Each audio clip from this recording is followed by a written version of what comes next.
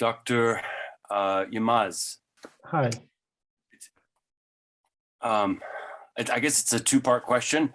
What are 1, 2, or 3 ideal solutions to this crisis?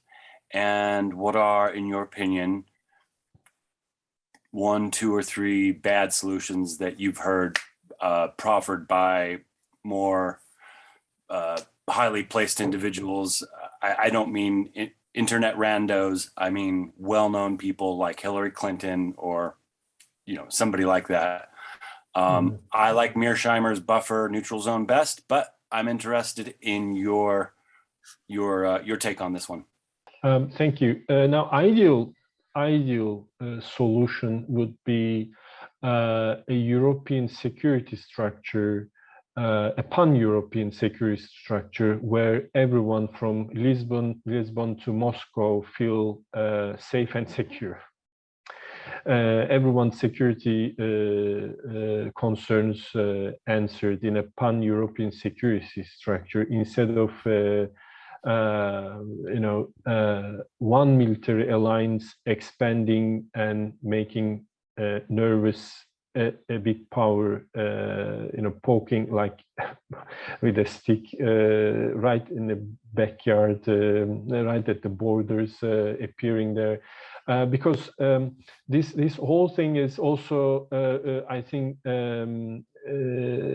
connected to the American withdrawal from INF nuclear short and medium nuclear missiles treaty, which was, if you remember, signed in, I think, by Gorbachev and Reagan in 1987. If I'm wrong with the date, you might please feel free to correct me there. 1987 it should be. It banned short and medium range missiles. And then what happened is Trump administration and John Bolton, he even went to Moscow. I still remember it in 2018, I think it was. They withdrew from that important nuclear missile agreement. So they are concerned. They said Russians are developing secretly a medium-range missile, which could be sold eventually if they negotiated further.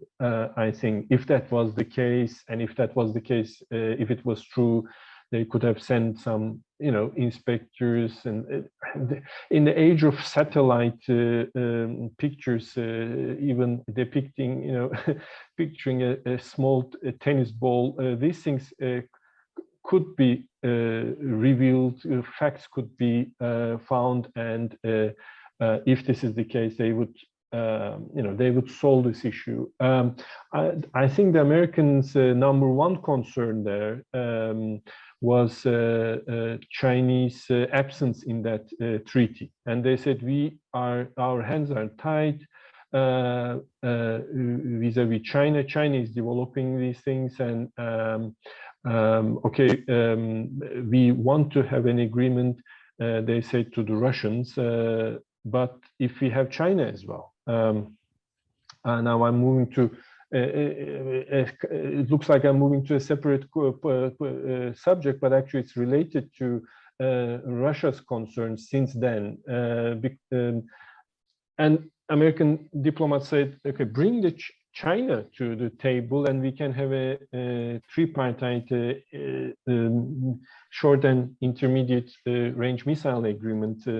Then we can sign this. And the Russians said, if you can't bring Chinese, first of all, how can we bring it? And that's not our issue here. That's not our problem. This is your problem. And so they didn't, so that we don't have that agreement anymore, which means, of course, Europe becoming, at any point in the future, Europe might turn into a territory where again, American or Russian short or intermediate nuclear missiles can be deployed, which happened in until the agreement was signed, of course, in the during the last decades of the Cold War, if you remember. So, and I think eventually the Russian strategists, of course, thought, okay, does this mean that we will have American missiles in Ukraine, 300-400 kilometers away from Moscow?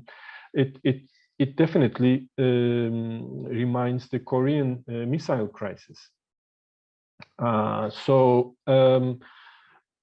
that's why, if you go back to the initial point, an all-European security structure where France, Germany, Russia are stakeholders, and their security concerns are satisfied, that would be an ideal solution, which would include this short and medium range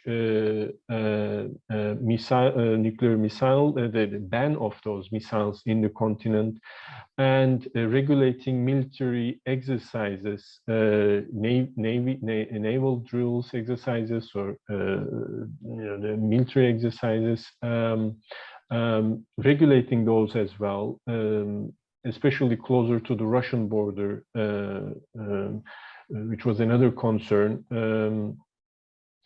I mean, early announcements of these, having observers from other sides during those military exercises. There are many things can be done, could be done. So that would be the ideal solution. And of course, Ukraine being, and Belarus and Ukraine being recognized as a neutral states. What does that mean? It means all sides guarantee the security of these countries, but these countries will not be a member of a military pact.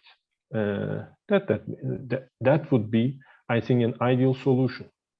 I mean, because I've heard of a lot of bad ideas recently, but I'm not an expert, and so I would like an expert to weigh in very briefly on a couple bad ideas that you've heard people offer. Apart from economic sanctions, for example, I heard somebody talk about a no-fly zone, and that makes sense with Iraq, who's not a nuclear power, but that seems to not make sense with Russia. Exactly, and I don't think that there is any serious support for that among anyone, like in London, in Washington. I haven't heard that that would be the case. No. That will bring us to definitely. I wouldn't. That would bring us to kind of much closer to World War III, and of course that's not a doable thing in these conditions, I think, and I think everyone knows, and the decision makers know that. That's a very popular, like a slogan, which might sound very nice and attractive to some people, but I think a realist approach would abstain, definitely. And I don't think that no one will do that. No.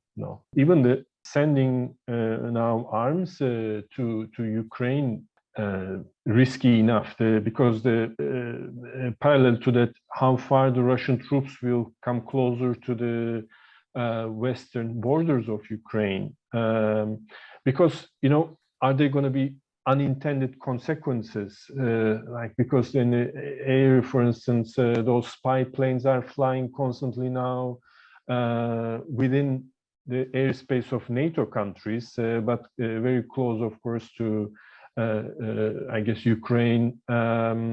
Russian planes, missiles are flying. So is there going to be unintended hot contact, risky things, a missile by accident falling in a territory where the people who pressed the button did not calculate, there's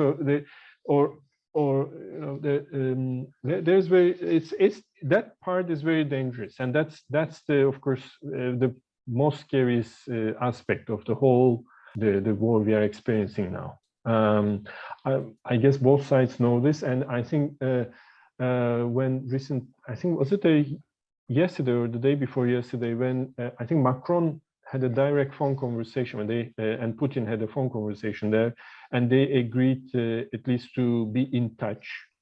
So I think that being in touch there is also means that they want to, everyone avoids such an escalation. It would be, everyone will lose, and everyone knows that we all will lose.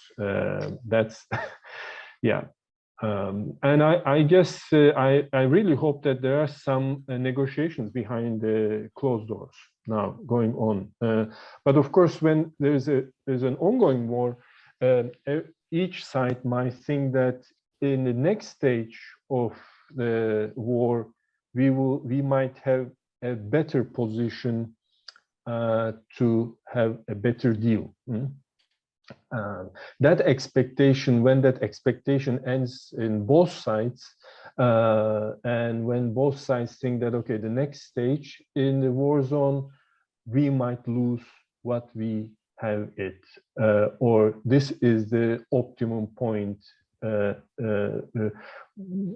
Next couple of days, it will be more risky. We might lose more than we might gain. After that, when they make that calculation, if both sides make that calculation in that way, then probably they will agree on some certain conditions, a ceasefire, I mean. Thank you for bringing those aspects, to the discussion, really. They are very important. Well, thank you for the questions so far.